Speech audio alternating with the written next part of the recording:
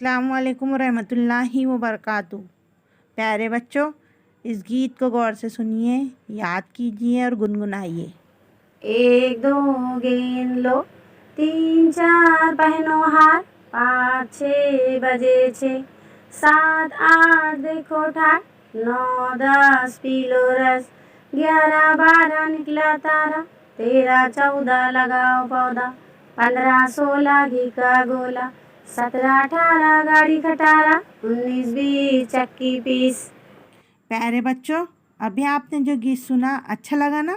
हाँ, बहुत मज़ा आया होगा, है ना? बच्चों, आपने गीत में 1 से 20 तक आदाद देखे और पढ़े, है ना? आप लोगों ने जमात अव्वल में 1 से 20 तक गिनती लफ्ज़ों में और अददों में लिखना पढ़ना सीख ली थी, जो आपने गीत में सुना। तो आइए अब हम जमात दुआ में इससे आगे बढ़ेंगे, यानी 21 से 100 तक गिनती को लफ्ज़ों और अददों में पढ़ना लिखना सीख लेंगे।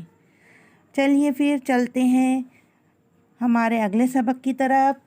आओ अददों को लिखें और पढ़ें।